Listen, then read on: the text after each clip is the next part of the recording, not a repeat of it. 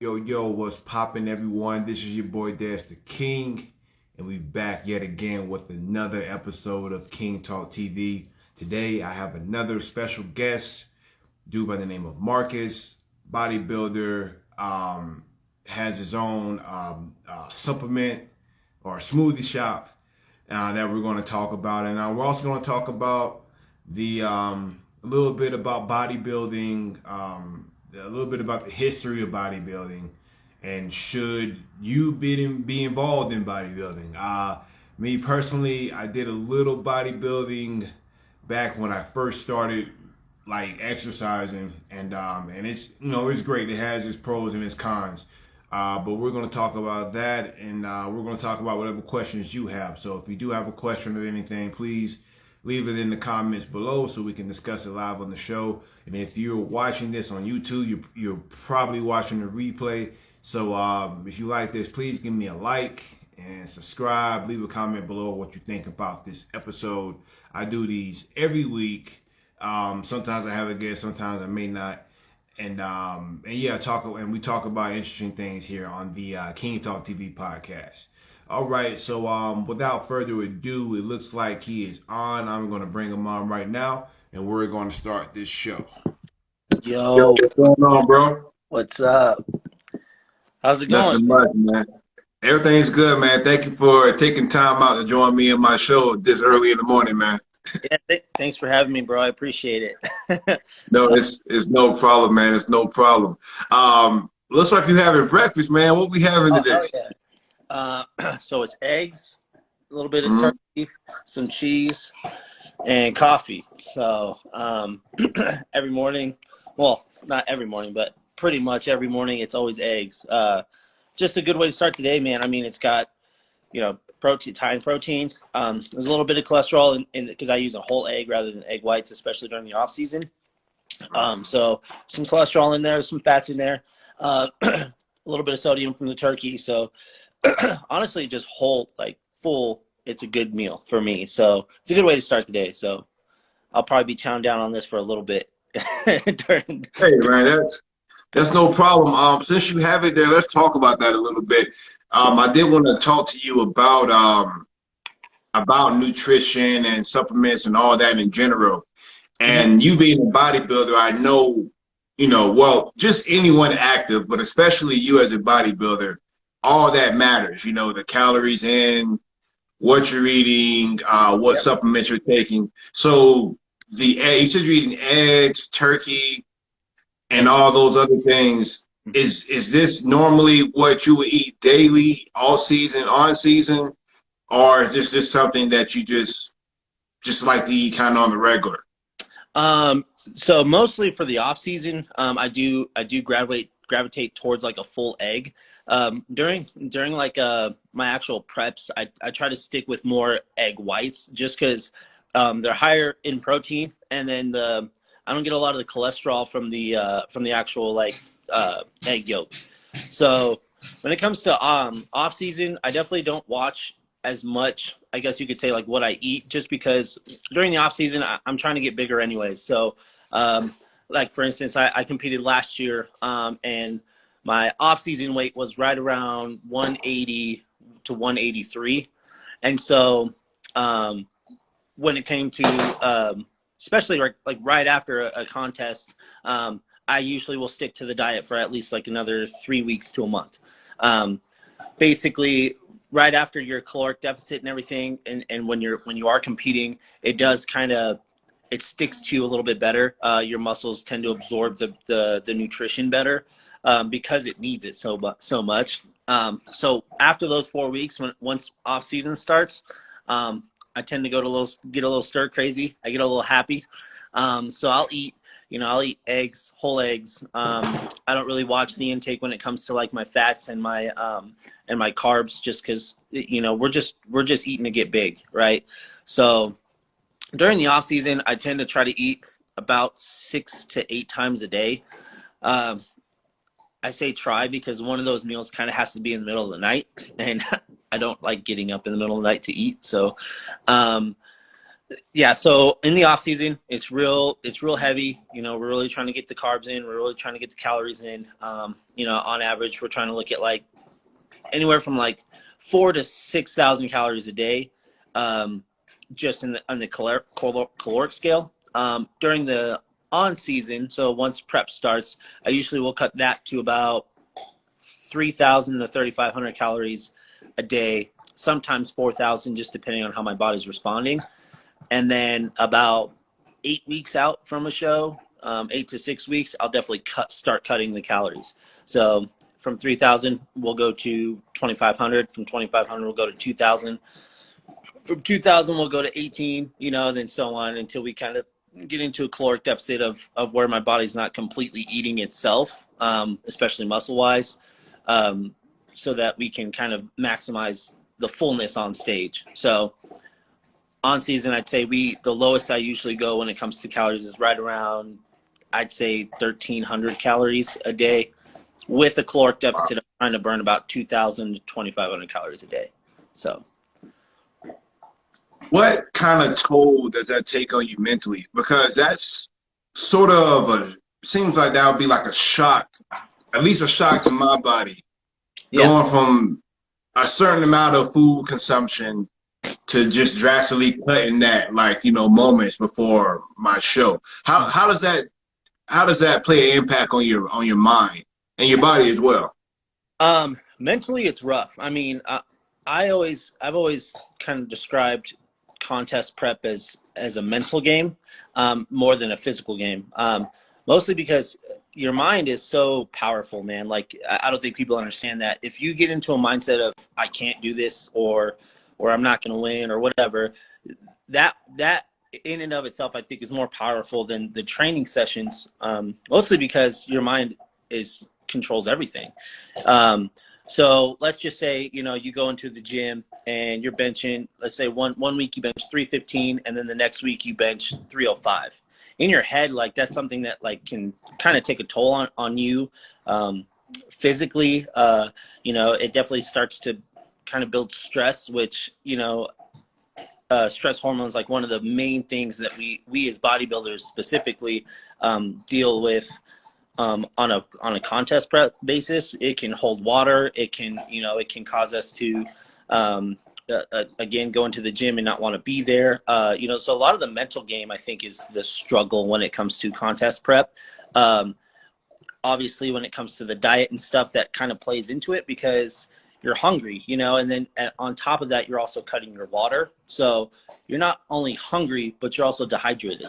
And your body's like, hey, the two things we need to survive are like not there, you know, and your conditioning has to be on point. So when you start to take away those things, and that's why I was saying I gradually take it out, you know, starting 8 weeks from show day, just because if I was to go from, let's just say I was 6 weeks out, and instead of starting at 8 weeks, cutting from, let's say, 3,500 to 3,000 to 2,500, if I kept 3,500 calories for 2 weeks and then cut to, let's just say, 2,500, I think mentally that would take a bigger toll than if I was to just start to gradually take it out and get to the point where I need to be come like 2 weeks before the show, or even what we call peak week. So, you know, that's one thing that I think as athletes or as bodybuilders is to really get with a coach who knows how to taper that stuff off. I've worked with a couple coaches before. One of my favorite coaches that I ever worked with, his name is Brendan Atkins. He's just really expensive. So, you know, he's a really good coach. He taught me a lot about how to really like taper everything off so that come peak week, you're not, you know, dying. One of the other things he taught me too was, in peak week, you actually start to incorporate more carbs rather than take them out, just because you're trying to stay full. You know, 2 weeks before the show versus peak week for me is harder because that's where I'm in like my lowest caloric deficit. And then, you know, week of, usually I tend to come up a little bit on the carbs. I tend to come up a little bit on the calories, but I also try to stay as dry as possible, keep the water out. So it's really a game, man. I mean, mentally it's rough. But if you've got the right support system, you can make it. And I think that's with any sport, though. Especially as a competitor, you got to have the right support system to get you through that mindset. Because at the end of the day, when you're a competitor, there's so much going on in your head that you just there are those times during training, and I'm sure you know this, where you just don't feel it. You don't want to be there. You're tired. The stress of the day, the stress of the week, what have you. Those things can keep you out of the gym or keep you out of your training mindset. And I think one of the biggest struggles we face as bodybuilders is the mental break, because you don't have that food to eat. You don't have that water in you. So your focus isn't really in the gym. It's, damn, I'm hungry, or damn, I'm thirsty.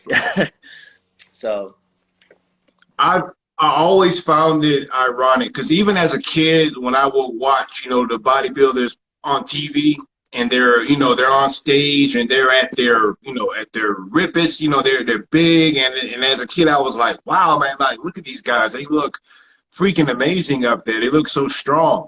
But in actuality, you're at your weakest when you're up there. You're dehydrated. yep. You've been fasting, no food, hardly any water, and you're at your weakest really point when you're on stage performing. And I just find that like so ironic, because it's about muscles and strength, Mm-hmm. but you're at your weakest when it's time to perform. Yeah, What do you exactly. think about that? And that's the thing too. I think people don't understand is bodybuilding is such a different type of sport where there aren't any rules, which is kind of nice. Like you go into basketball, you go into football. There's rules. There's regulations. Bodybuilding is a sport where you don't have any rules. So and that's, I think, it's a pro and con. There's a lot of people who will take it to the extreme, and then they kind of cause themselves to go into a state where there's actually been a lot of people who have passed away just recently, just within the past 2 years in bodybuilding, which there's a lot of big names. Sean Roden, we had Big Tex, he passed away. This was probably about 5 years ago.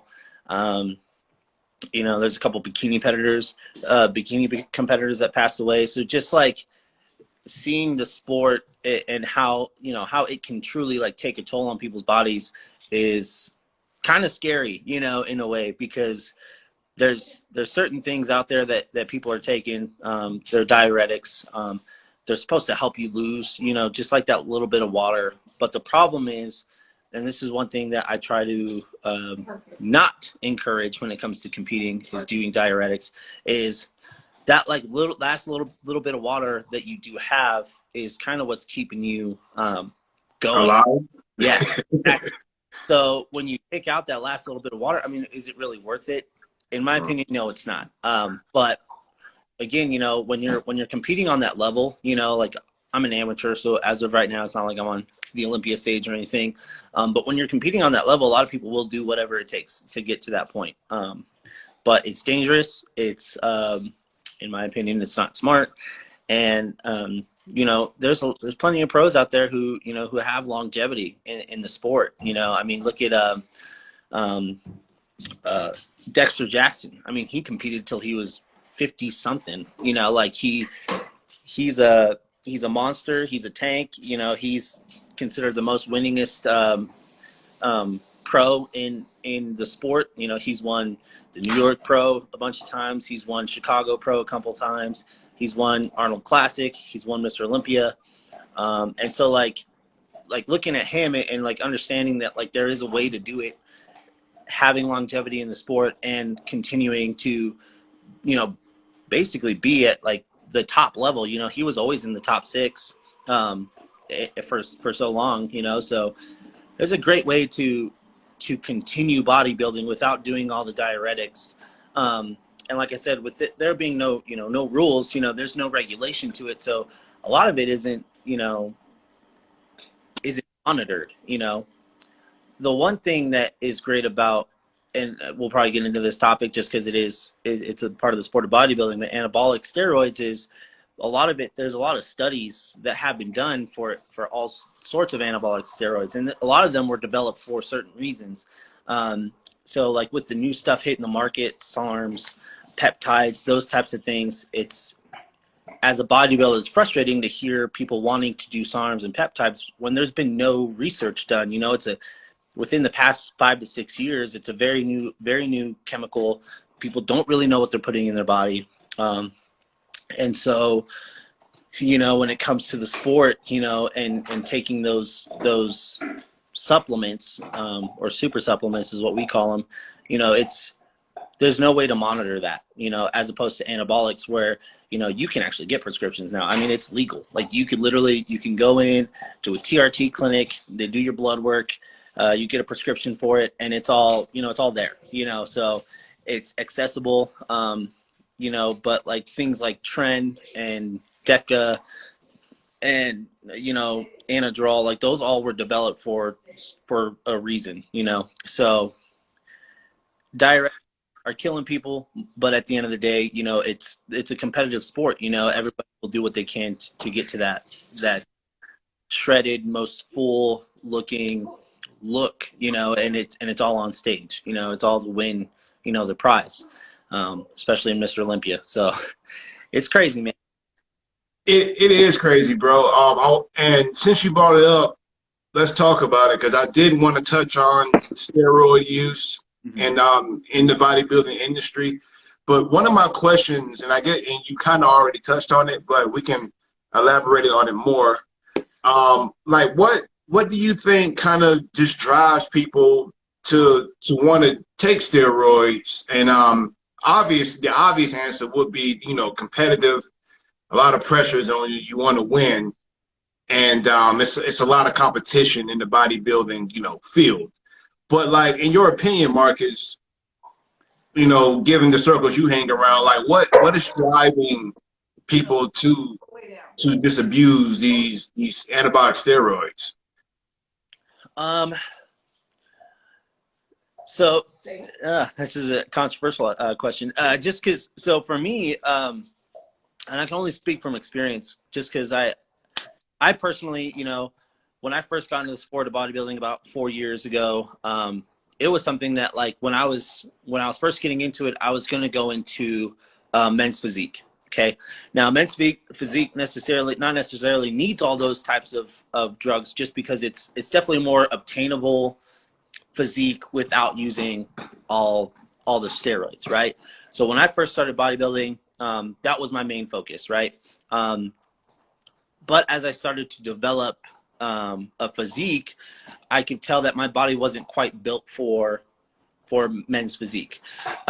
So the issue that I have with a lot of people just doing it is they don't take the time to research it. So like I said, I've been doing bodybuilding for about 4 years, and so doing the research and understanding why this drug was made, how it works in your body, what it does chemically and scientifically with the muscle cell is crucial to starting any sort of anabolic steroid cycle, and then understanding PCT as well. There's a lot of people who will get on anabolic steroids. They'll take steroids for like 6 months and then they'll just come off and they think it's fine, and it's not. There's a lot of things.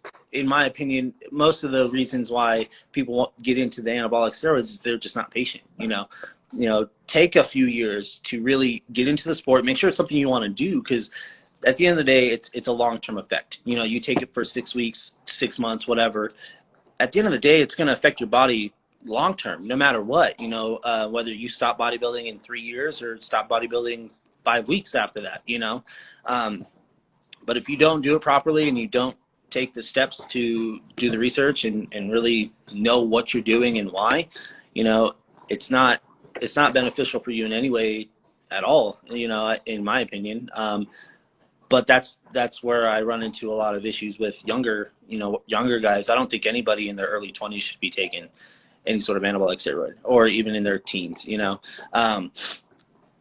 It's just your level, even if you have a low, like let's just say it runs in your family, you have low testosterone in your teens, in your early 20s, it's not going to affect you. You know, an average level of testosterone in any teenager to early 20s is going to be, I'd say, between, you know, probably like 4 to 750, you know, and that's natural, you know, that's normal.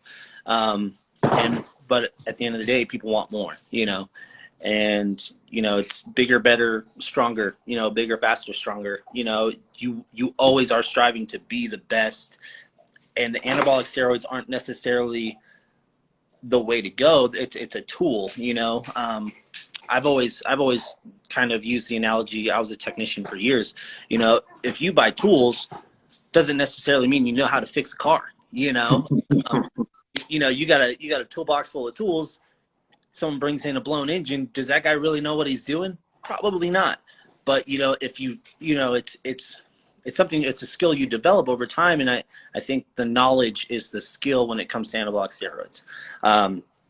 You know, there's certain cycles you need to take. There's certain things that you need to take, and then it's not the end all be all. You know, there's still the food intake that needs to be taken into consideration, the training that needs to be taken into consideration, because then at that point, if you're not eating and you're not training, you're literally just, you know, shooting yourself up with something that's obsolete. You know, it just turns into waste, and then it stays in your system for the next year. You know, so you know your body's constantly trying to compensate for the testosterone that you're putting in there synthetically, and if you don't take the right post-cycle treatment, it's not going to work. You know, then that's when men specifically have issues with, you know, reproduction and things like that, because they're not taking the supplements they need after the cycle to basically start their their reproductive system, right? So again, it's a lot. It's something that might take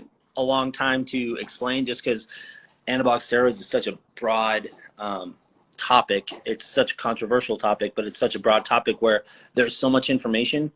I mean, I don't even know everything about it, you know. And I've done research for years, you know, 3-4 years, just because there's so much that we don't know, and then there's so much that we do know, that we just, you know, people don't take the time to look into it before they do it.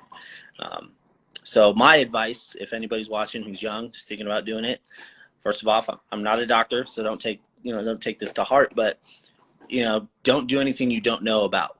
So do your research, make sure you know what you're taking, why you're taking it, and what kind of effects it has on the body before doing anything with injecting it into your body. So, And just to touch on your last point, that applies to everything in life, people. Make sure you know what you're getting into before you actually put, especially when it comes to injecting things in your body. You know, there's no way. I don't like needles, so I don't ever see myself ever injecting anything in my body for anything. But make sure you know what you're doing before you get into it. That's a good point right there. Real quick, Marcus, I got one question in my comments. Shout out to my man Josh from the UK, always showing me love. Thank you for watching. And my homie Mike from South Carolina had a question. He said, "What are the side effects to taking testosterone supplements in your 20s?" I actually think that's a good question, because I'm in my lower 30s. I'm 33, and I think for most men, testosterone takes a dip around maybe 35. I think that's when it really starts to decline, especially in the 40s. So sometimes I get advertisements on YouTube and stuff about taking testosterone. I'm like, man, like, why am I getting this? I'm in my 30s. Like, I shouldn't even be getting this. But what would be wrong for someone who's, I guess, doesn't need extra testosterone to take some, or if you're young and you have a deficit with that and taking testosterone supplements? What are your thoughts on that? So this is a tough one to answer, and I actually wanted to touch base on it, so I'm glad he asked. Side effects are much like, you ever watch TV and you see those infomercials for like let's just say like Cialis or some shit, and they're like, hey, side effects are you can have a boner for 4 hours, or whatever. The thing about side effects is that they're going to affect everybody differently. What my side effects are might be not be somebody else's side effects. So it's really hard to answer that question, just because your body's going to react very differently. Especially, and not only is it going to react differently, but it also is very dependent on how much you're actually taking. Someone who's taking 250 mgs of test a week might not get the same side effects as somebody taking 500 megs of test a week.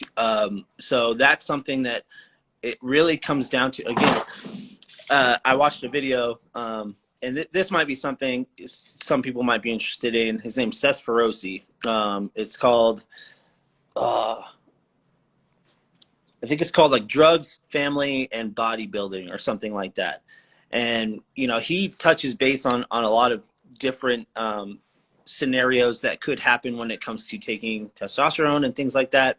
But he also talks about, he says something, and I've always used this analogy, is it's a science class, right? You're the guinea pig, you're the teacher, and you're the fucking student. Like, you're all three. You don't know what's going to happen in your body when it comes to taking it, which that's what's nice about the TRT clinics, which is probably what you're getting advertisements for, is the TRT clinics are a little bit more controlled. So when you go into a TRT clinic, they take your blood test, then they prescribe you a certain amount. And normally it's to balance out whatever you're missing. So if an average is 750 and you're coming in at 250, they might prescribe you 500 mgs of test a week. So understanding that everybody's going to have different side effects, number one. Number two, depending on how your body reacts, is going to be kind of like how much, what we call estrogen blockers you're going to take. Some people, let's just go over the basic ones. Sore nipples, they call it gynoclymextria. I don't know. Gyno is short for it. Positive side effects. You're going to be really, really, really energized. You're going to be really, really awake. You're going to see strength gain. Testosterone is just a hormone. And when you look at it by itself, it's beneficial for men in general because it does help sex drive. It helps, it helps with muscle growth in that sense. But when you start stacking it with what we call compounds, that's when things start to get a little bit more sticky, I guess is the best term to use. So just taking testosterone, you're probably not going to have a whole lot of side effects. But at the end of the day, it really depends on how much you're taking and how your body reacts. So I guess I can give them. No, that's awesome, man. And I learned a lot from what you said. So it's not necessarily how old you are. It's, what your particular body needs at the moment, and if you're getting the right amount of what you need. Correct? Correct. Yeah. Great, man. That's great stuff. So Mike saying, so what you're saying, take testosterone. That's not what you're saying, are you, What I'm Marcus? saying is do your research before you take it. Do your research. Do your research. And that goes for everything. Like I said, do your research on everything before you take it. But yeah, testosterone. Good stuff, Marcus. Good stuff. Just a few more questions for you, bro. Yeah. So like let's move away from steroids for a moment. Let's just talk about bodybuilding, just the exercises. But yesterday, me and you did a crazy workout. And shout out to CrossFit Bonnie and Clyde for the crazy workout. And I asked you how you was feeling after it, and you said, "Man, I'm dying. My chest is burning." And I was just like, wow, that's crazy. But you're a bodybuilder. You don't do too much, I guess, CrossFit style type of workouts. So I guess my question mark is, who is bodybuilding really for? Just for not if you're competing or anything like that. Just from I'm trying to get exercise. Like is it for everyone? Does it take care of every issue? And I know that kind of depends on who you are individually. But just what is your take on bodybuilding in general as a general exercise for everyone? I, bodybuilding is definitely not for everybody. Hmm. Yeah, so hats off to people just in general. Honestly, every sport when it comes to fitness has its own unique, I'd say, challenge. Um, you know, a lot of people will give shit to CrossFitters. I can't do it. I just, like I said, my lungs were burning yesterday. I don't get my heart rate up that high for that long, ever. It's even during contest prep when we're doing cardio, my heart rate sits around 140 to 150 for 15, 20 minutes max. We were doing a workout. I think my BPMs were like 160, 165, like 167. So Wow. that's like 20, beats per minute over what I'm used to, and that's for a 30-minute workout. Like, I'm dying. So, it's not for everybody. One thing that I think when it comes to choosing what fitness program, I guess, works for you is just understanding your goals. For me, it was always aesthetics. For me, I always wanted to look good naked. I wanted to be full and big. Not that some of these CrossFitters don't look good, because they do. So I don't want people to think that you can't look good by doing CrossFit. It's just there's a different fullness that you get when it comes to isolating movements, right? So CrossFit is really it's more about moving weight in space, right? So how well you move the weight and getting the weight overhead or off the ground. When it comes to bodybuilding, it's all isolation movements. So rather than focusing on moving the weight, it's about the contraction of the muscle and getting the blood flow to the muscle, right? So, like, and I always say this to, there's a couple guys there that I talk to about, the weight. I'm like, you could probably lift more than me, but in a rep scheme situation, I was like, I can out rep you for, I can probably do this weight for 20 to 25 reps and you can probably do it for 10, So there's very different. And speaking of the devil, one of them's just joined. Shout out to Asher. Yeah. Uh, yeah. So what I like to say is quality over quantity, right? So, a lot of people can take that the wrong way. So I'm not dissing CrossFit in any way. But the quality of the rep really means how well does my muscle move that certain weight, and how do I get the full contraction and full blood flow into that one particular muscle so that the muscle itself grows, versus how much weight can I put on this bar and move and use my body as the tool to get the weight overhead, right? So in bodybuilding, it's not always about how much you can lift. It's about how well your muscle contracts to lift the weight. So picking a sport, whether it be bodybuilding, CrossFit, powerlifting, gymnastics, those types of things, is really understanding what your goals are, and what you're trying to achieve. Obviously, if you want to be big, you want to get huge, you want to be a mass monster, do bodybuilding. If you want to be fit but also functional, do CrossFit. If you want to lift a shit ton of weight, just do powerlifting, because at the end of the day, what makes you happy, right? Is it your physique? Is it how much weight is on the bar? Is it that you're an all-around fitness, expert, right? That's what CrossFit is. CrossFit is 50 different movements, like there's so many different rope climbs, snatches. I get them all confused half the time because I'm like, well, that doesn't sound what I did like last week, and you called it something completely different. But Right. so that's the thing is, is just understanding what your goals are. Set a plan, set your goals, and then move forward from there. Because at the end of the day, and let's just say you do want to get big and you start bodybuilding and you're like, oh man, like this is just really not for me. Bodybuilding is a completely different discipline. The thing about CrossFit and powerlifting is you can kind of eat whatever you want. There's less discipline when it comes to the nutrition side of things. There's less discipline when it comes to, I'd say, the intake of, I guess you could say, like water intake.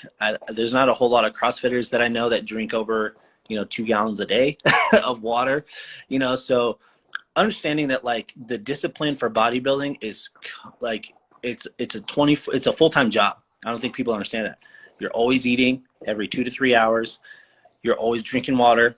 Your training sessions are an hour to an hour and a half. Some people will go twice a day. And it's sleep. You got to have enough sleep to grow. Your body's growing when it's sleeping. So when it comes to bodybuilding, it's just, there's so much more to consider. So for me, I always tell people, just set a plan, set a goal, and then we can move forward from there. Because you never know. It might change. You might do bodybuilding, and you might not like it. You might do CrossFit, and you might not like it. So set a goal and then go from there. So Excellent stuff, man. Just a question I just thought of in my head. The safer workouts, would it be, or I guess the safer, I don't know, industry to go into? Would that be bodybuilding or CrossFit? I mean, I know they both got their pros and cons, but which one is the safer? Which one are you recommending your baby girl to do? Are you going to tell her to do bodybuilding or CrossFit? So here's I see more videos on the internet of people dropping weight on themselves doing CrossFit, but I see more videos on the internet of bodybuilders tearing muscles. So I don't know what's worse, man. I mean, dropping 500 pounds on your head or your neck, or tearing a muscle. That's the rough one. I mean, that is pretty tough. That's the thing, is like, you choose the lesser of the two evils. I mean, I would much rather probably tear a bicep than have 400 pounds hit the back of my neck, trying to do a snatch or whatever they're called, the jerks, whatever. Or, doing those, what are they called? Butterfly pull-ups. Butterfly pull-ups. Bro, listen. I love CrossFit, bro. Don't get me wrong. I love it. But I cannot get down with the butterfly pull-ups, man. if it's a competition in the future and it's butterfly pull-ups involved, I might as well take the L for that one, man. Yeah. I tried doing them a couple times. I think I got one. I was like, yeah, I got it. But yeah, man, I mean, that's the thing, is it's on a completely biased term, I would choose bodybuilding over CrossFit,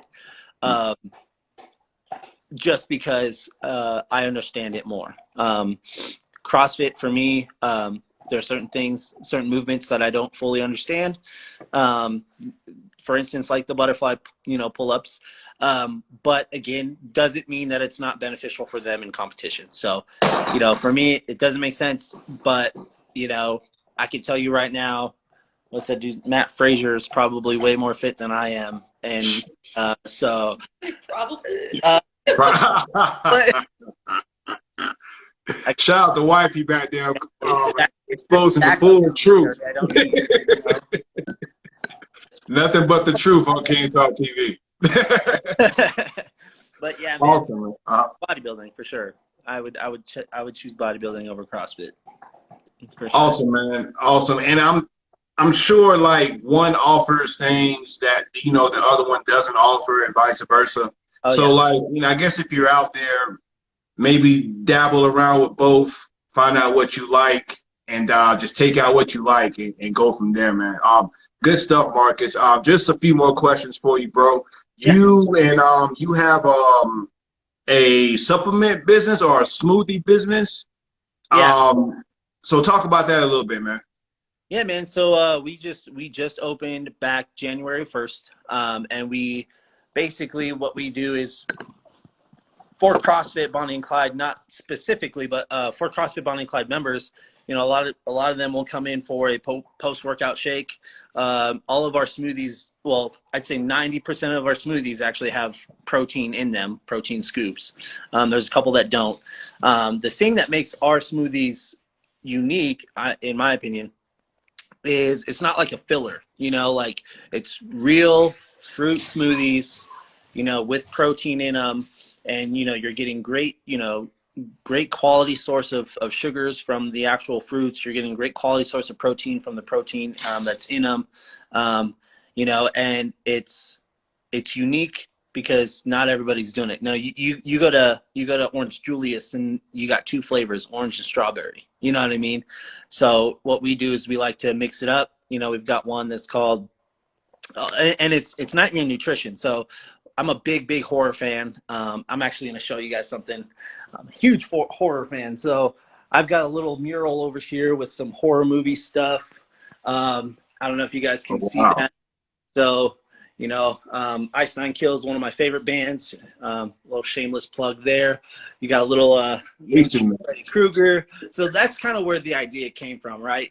So Nightmare kind of became more of a, I guess you could say, a lifestyle for us, where, you know, every day we're battling our own demons, right? You know, we're battling fear of, whether it's fear of self, fear of confidence, fear of, you know, your job, maybe your boss is giving you a hard time, you don't know if you're going to get cut, those kinds of things. Nightmare Nutrition is a lifestyle that we're trying to promote, where it's, you become your fear's worst nightmares. You know what I mean?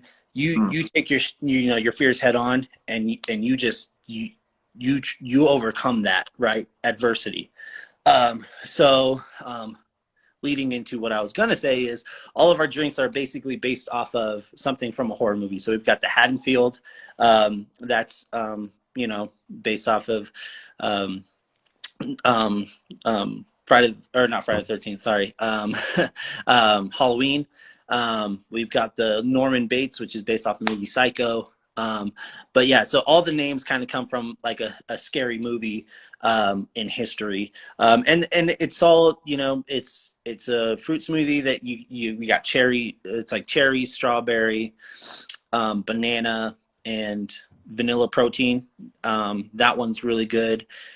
We've got the Clyde, which is, it's kind of like a pre-workout or like a pick-me-up, because it does have Red Bull in it. So we do Red Bull, orange juice. That one has strawberries, I think, and cherries as well.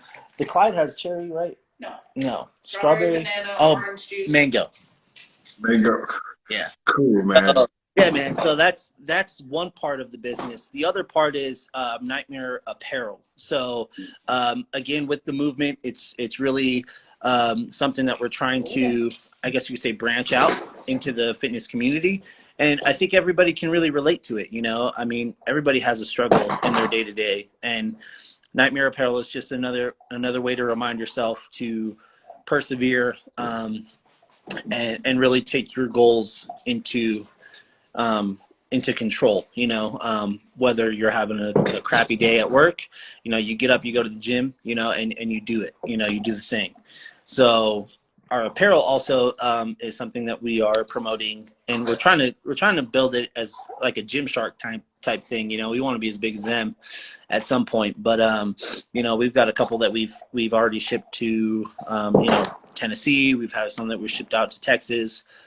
So that's one thing that we're trying to grow as well, with the business.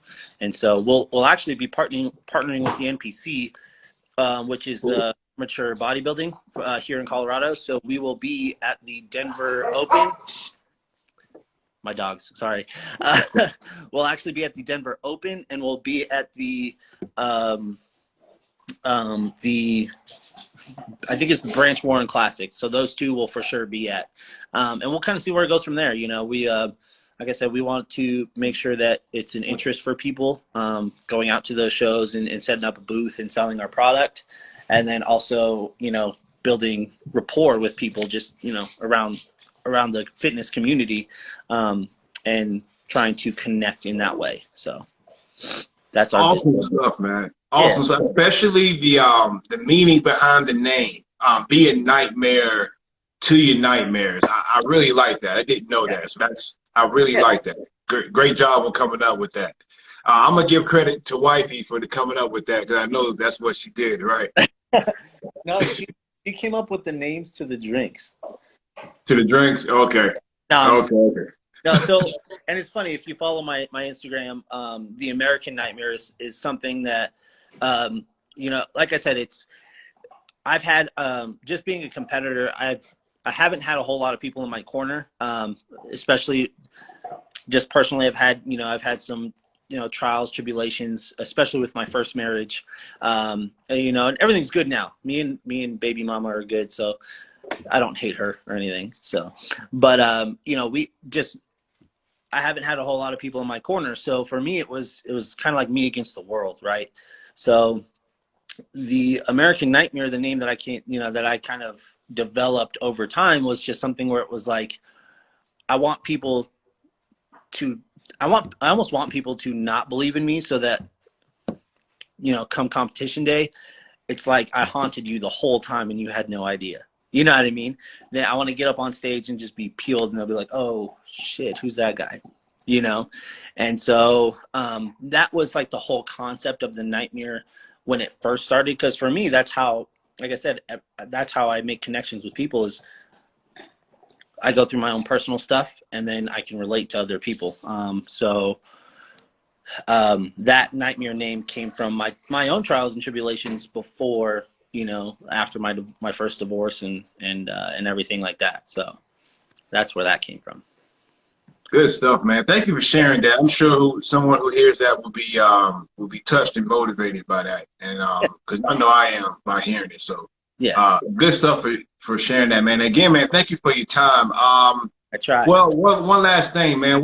Any question for me? Any question that you ever wanted to ask me? How do you stay shredded all the freaking time? Am I really shredded right now, man? Yeah, bro. This is my all season, bro. Both you and Charlton, man. I'm like, dang, how do you guys? And then you guys are lifting crazy ass weight. Like, I'm like over here, like I gotta have like 3,500 calories to be lifting weight like that over my head. Well, that's the thing, though. That's what I'm saying. Like, that's what's cool about CrossFit versus like, bodybuilding. It's just, it's a whole nother sport. You guys are smaller than me, but you guys can lift all that weight, and I'm like, I don't understand it. Man, it's the genes, bro. Like, I don't get it either, man. I pretty much eat what I want. I'm not like on a particular type of diet. I stay away from, preservatives. I try to eat a lot of fruit, and I do a little fasting every once in a while. That's pretty much it, man. That's pretty much it. But that's gene. I can't teach that. I can't teach that, bro. That's genetics right there. Right, man. Right. Bro, man, again, man, thank you for your time. You are an awesome guest today. Awesome guest. Real quick before we go, could you shout out your Instagram, maybe your business, or how someone could get in contact with you if they would like to reach you? Yeah, man. So obviously my personal Instagram, or my fitness Instagram, is actually going to be _American_Nightmare NPC. So you guys can follow me there if you're looking for any tips and tricks. I mean, I'm always posting stuff about my workouts, so it's almost like a free tutorial every now and then. And then our business is Team Nightmare Fitness. So if you guys want to jump over there, we can also do that. And then if anybody's interested, man, we do online coaching and personal training. So our online coaching is probably the most affordable. Not to dog anybody out there, but I don't ask for $120 a month. So and that was more of a dig to some of the bodybuilding personal coaches out there, because they're outrageously expensive.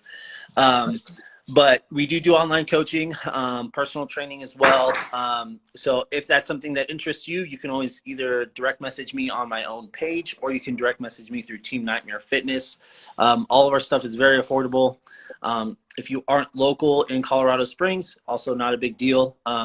Our online coaching basically covers nutrition, training, supplementation, and weekly check-ins. So every week we check in, we make sure the diet's working, make sure the training's working, and then supplementation. So that's one thing I really wanted to talk about too, is supplements, but that's another like hour-long conversation. So, but supplements are important. So. Right. I'm gonna have you on again, Marcus, for part 2 soon, man. Trust me, man. Trust me. But I don't want to take up too much more of your time today. But Marcus, man, thank you again, man. This was a great show. If you're watching this on YouTube, please give me a like and subscribe. Leave your comments below. ask questions. Reach out to Marcus. I'm sure he has a lot of more information he can provide you that we didn't have time today. Marcus, man, thank you, bro. You have a great rest of your day, man. We'll talk soon, man. Thank you, man.